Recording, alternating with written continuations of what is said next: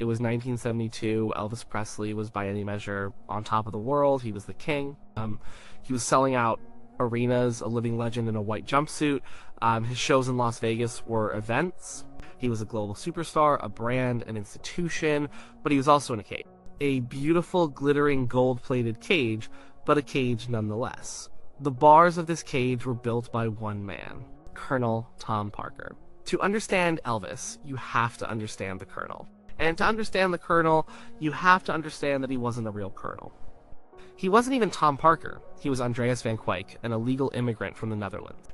He had a pass in the carnival. He worked the midway. He knew how to sell a spectacle. He knew how to find the hook, how to draw a crowd, and how to get every last dime out of their pocket. He called it the snow job, and Elvis Presley was the greatest snow job of all time. The Colonel's philosophy was simple. It wasn't about art. It wasn't about music. It was about money. It was always only about money. He saw Elvis not as an artist, but as an attraction. A singing, hip-shaking product that needed to be managed, marketed, and milked for every possible cent. The Colonel took an unprecedented 50% of Elvis's earnings. Most managers took 10 or 15%. But the Colonel's control went much deeper than that. His real genius, his most profitable trick was in the publishing. In the music business, there are two main ways a song makes money. One is from the recording itself, the sale of the record. The other is from the songwriting and publishing. Every time a song is played on the radio, sold on a record, or performed live, the person who wrote it and the company that publishes it get paid. It's a constant stream of income.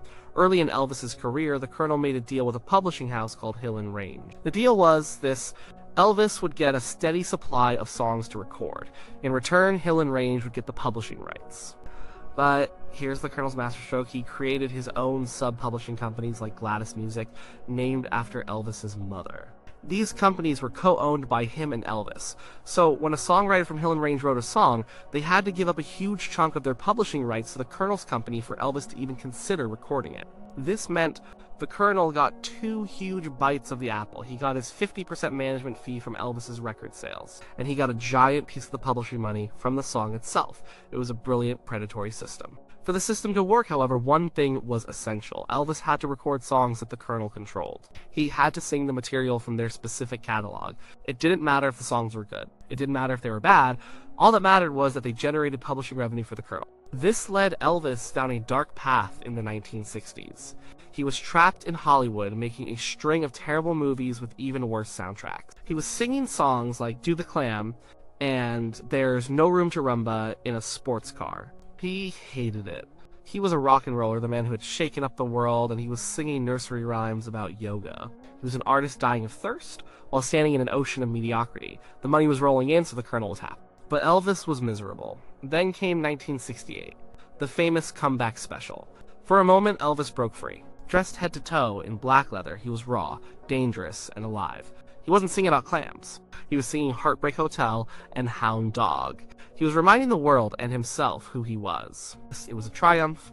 It was a resurrection. The success of the comeback gave him a new lease on life. He started recording serious music again in Memphis. He cut amazing songs like Suspicious Minds and In the Ghetto. These were powerful, meaningful songs, and they were huge hits. It felt like the real Elvis was back. But the cage was still there, the Colonel was still there, and the system was still in place. By 1972, Elvis was falling back into the old routine. The live shows were incredible, but the studio albums were becoming bland again. They were filled with schmaltzy ballads and forgettable filler. Why? Because the Colonel was pushing the same old publishing model. He was feeding Elvis a diet of weak songs from the Hill and Range catalog, because those were the songs that made him the most money. Elvis was getting frustrated. He was bored. He yearned for something with fire. Something real. One day, a tape arrived. It was from a songwriter named Dennis Linde. He wasn't part of the Colonel's stable, he was an outsider, and the song he'd written was an absolute monster. It wasn't a slow, syrupy ballad. It was a rock and roll song, a pure, uncut, full-throttle rocker. It started with a driving, chunky guitar riff. The bass line was like a freight train, and the lyrics were all about a fever, a desire so intense it was like a fire raging inside. It was visceral, it was exciting, it was everything Elvis had been missing. When Elvis heard it, he lit up. This was it. This was the stuff. It reminded him of his early days at Sun Records. Wild, untamed energy. He couldn't wait to record it. He took it to the studio during a session in Hollywood. The band kicked into it, and the room just exploded. His longtime guitarist, James Burton, laid down a killer, iconic riff, and Elvis sang his heart out. He was having fun again. The final take was pure lightning in a bottle. It was a guaranteed, undeniable smash hit. Everyone in the room knew it. Everyone, that is, except the Colonel. When Colonel Parker heard the song, he didn't hear a hit. He heard a problem.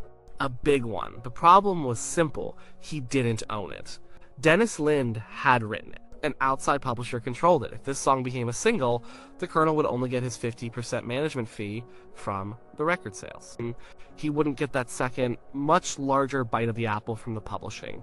All that radio play, all that performance royalty money would go to someone else. In the Colonel's mind, a number 1 hit that he didn't own was less valuable than a number 20 hit that he did. You know, the math was simple. He stood to make far more money from a mediocre ballad from his own catalog than from this rock and roll masterpiece. The art had nothing to do with it. The quality of the music was irrelevant. All that mattered was the bottom line. So the Colonel set out to kill it. He couldn't just forbid Elvis from releasing it. Elvis loved the song, and the record label, RCA, knew it was a hit. A direct confrontation might not work. The Colonel was more subtle than that. He was a carny, remember? He knew how to rig the game. He decided to bury the song. His first move was to refuse to release it as a primary single, an A-side. In those days, a single had 2 sides. The A-side was the song the record company promoted. It was the song they sent to radio stations, the one they expected to be the hit. The B-side was usually a lesser track, a throwaway, an album cut. Putting a song on the B-side was often a death sentence. It was a way of hiding it in plain sight. The Colonel told RCA that this fiery new rocker would be the B-side. For the A-side, he picked a song called It's a Matter of Time. It was a slow, unremarkable ballad. A perfectly forgettable piece of fluff. And of course it was a song whose publishing he controlled. His plan was to push the ballad, to make sure it got all the airplay, and to let the rocker die a quiet death on the flip side of the vinyl. He instructed RCA to put all their promotional muscle behind It's a Matter of Time. The single was released in the summer of 1972. On paper, the Colonel's plan was working. The official A-side was getting some attention, but then something unexpected happened. Radio DJs. Back then, radio DJs had a lot more freedom than they do today. They could often choose which songs to play. They would get new singles from the record companies and listen to both sides. And when DJs across America got the new Elvis single, they listened to the A-side, It's a Matter of Time. They probably shrugged. It was fine, standard Elvis ballad, but then they flipped it over. And out of their speakers came that guitar riff, that thumping bass, that raw, powerful vocal from the king of rock and roll. They didn't hear a B-side, they heard a hit. They heard Elvis Presley sounding more vital and exciting than he had in years. So they ignored the Colonel. They ignored the record label's instructions. They started playing the B-side. Soon, radio station phone lines started lighting up. Listeners were calling in, but they weren't requesting It's a Matter of Time. They were asking for that new fast one, the one about being a hunk of love, the one about the fever. The public had spoken, they didn't want the safe ballad. They wanted the fire. The demand became so overwhelming that RCA had no choice. They had to switch their focus. They started promoting the B-side as the real hit. The song stormed up the charts. It flew past its own aside, leaving It's a Matter of Time in the dust. It became a massive global hit. It reached number 2 on the Billboard Hot 100 in the United States, kept from the top spot only by Chuck Berry's My Ding-a-Ling. It became Elvis's 40th and final top 10 hit in his lifetime. It was a huge victory for Elvis the artist. He had trusted his instincts. He had found a great song, poured his soul into it, and the public had responded. It was proof that people still wanted to hear him rock, but it was also a stark illustration of the toxic dynamic at the heart of his career. His own manager, the man who was supposed to be his biggest champion, had actively tried to sabotage one of his greatest and last rock and roll anthems. He tried to kill it simply because it wouldn't make him enough money. The story of this song is the story of Elvis's entire later career in miniature. It's the struggle between art and commerce, between the passionate performer and the greedy manager, between the desire to create something real and the pressure to churn out a profitable product. So Elvis won this particular battle. The song was too good to be buried, but he would ultimately lose the war. The Colonel's grip remained. The flow of mediocre, publishing-friendly songs continued. Elvis's creative spark, which had flared so brightly on this one track, was slowly extinguished under the weight of the Colonel's greed and his own personal demons. He was a king, but he was never truly free. He was trapped in the system the Colonel had built, a system designed to serve not the artist, but the man pulling the strings. And every time you hear that incredible, iconic guitar riff, every time you hear Elvis sing about his temperature rising, you're not just hearing a classic rock song. You're hearing an act of rebellion. You're hearing a song that survived an assassination attempt. You're hearing the sound of Elvis Presley's soul, briefly breaking free from its cage. The song was Burning Love,